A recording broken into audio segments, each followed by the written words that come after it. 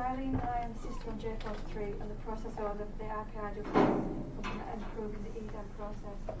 We chose this as an RPIW as we have a long way for eDans from when patients are told they can go home to when they receive their eDans and actually go home. During the RPIW, we looked at a nurse-led authorisation of an eDan, commenced in theatre and flowing along with the patient to the ward. We also looked at how we could improve the medication element of the eDan for those that require medication at the point of discharge.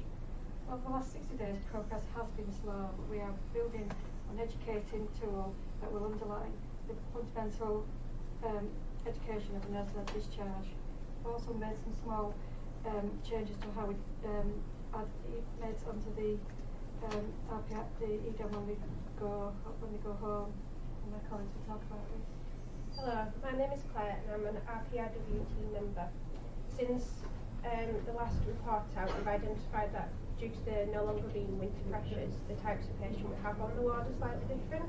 So we no longer have as many longer stay patients, and therefore task one that was on the newspaper, which was ordering out one-stop dispensing, is not something that we could currently trial properly at this time, but it makes the pre-pack and some of the other items on the newspaper more important. Hi, good afternoon everyone. My name is Charlie. I'm RPIW member and team leader for AMS for pharmacy. So the work I've done so far is relating to the pre-pack process, which is a process whereby there's a criteria set in place for patients who only need a couple of simple, straightforward medicines that can be discharged onto the eDan by a nurse from a set stock list on the ward cupboard. The work we've done so far with that is there's been a review of the range and quantity of medicines in that cupboard and how much is used per week. What we found is there was some therapeutic duplication of items and there was overstocking. So by that review, what we've managed to do is get all of the stock that's needed by removing a couple of items, reducing stock levels from 2 cupboards into 1 cupboard, and we've managed to also rearrange the cupboard so that the items that are used most frequently are at the bottom and easier to hand, and the items used less frequently are further up in the cupboard to make small efficiencies there. We have informed the nursing staff and the ward staff of this at huddles to make sure that staff around know that they no longer have dihydrocodeine, so doctors don't use codeine, and lactulose gone, so use more Mobicol, things like that. We have updated the posters. There's updated the posters, so again there's that communication with the ward teams of what is available and what can be used on those eDans. And we found that actually since we first implemented the pre-pack process, there's kind of been a general slight change in how they're used away from that process, and some confusion as staff members move and new people come into the pharmacy team, into the ward team. We haven't been particularly good at informing them how that process works. So we're going back and looking at that. So the next steps are absolutely to kind of redress that creep in the process, maintain the look of the cupboard, keep an eye on the stock that's used, how frequently and whether it's still appropriate.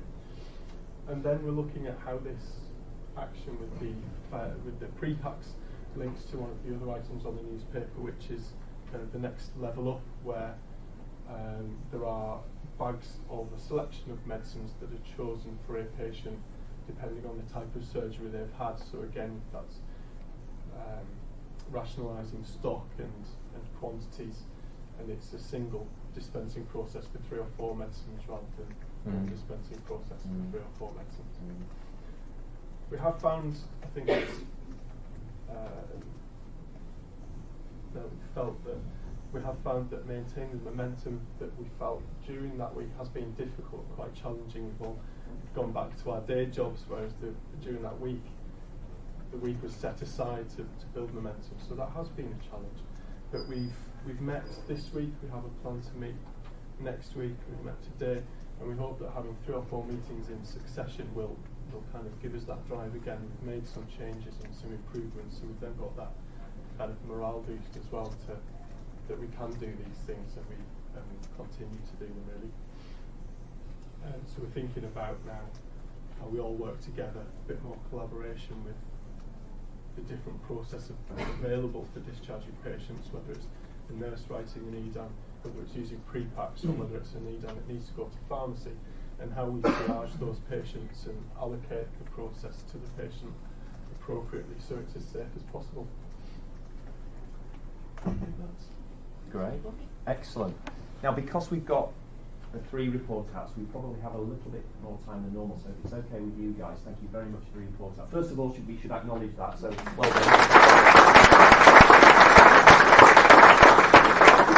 But while it was fresh and listening intently to what you were describing, I just thought if there are any contributions, questions, comments, maybe from colleagues who might be involved in this as well, or anything else that that anyone wanted to ask, we take that opportunity.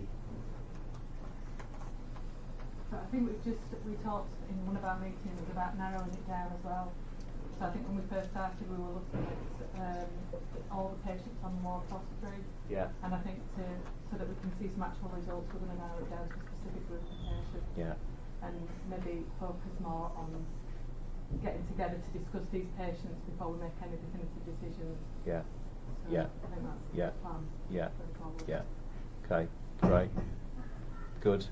I think it's important to point out, I think we're still struggling with the flow of information from theatre. I think that remains a challenge for us, and I think our clinician engagement with eMeds and MedChart in terms of getting that information right first is still a challenge.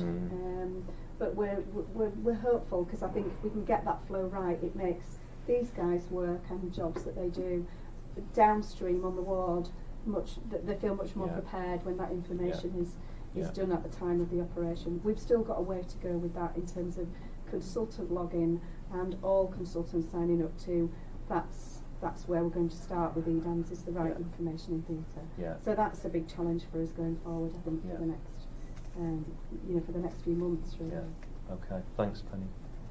Any other comments or questions? One thing I'd probably say is I think something that's quite interesting Claire was saying around whether the nature of the patients that's actually on the ward has changed, and then therefore some of what's agreed during the week might not necessarily apply in a concrete way a few weeks later. So it's just something there about how we kind of acknowledge that, and that doesn't necessarily mean that what was agreed shouldn't happen. But it just means that it's quite challenging to do it right now because the patients where you would apply this new process aren't there. So it's just something about thinking about that, and maybe not necessarily doing it, but it might be possible to do it in these 120 days, but maybe making sure that's part somewhere so that we can think about a bit more of the kind of next number pressures and the nature of the patients changing again. Okay. Thought something you said, Charlie, about the kind of, because the progress that was evidenced when you did the rapid process improvement week, and we saw some of those big gains in terms of the reduction in time that it took, and that point about sustaining that sort of momentum and the challenge of that. I think that's a common experience when you've done an RPIW. We're finding this with other RPIWs, so I don't think you need to sort of feel anxious about that. I think the challenge is just keeping at it as you're describing, and turning that into the standard work that then starts to spread and everyone gets engaged in. But really good to hear, and look forward to your next one will be your 90-day, won't it? So look forward to that. Okay, thanks very much.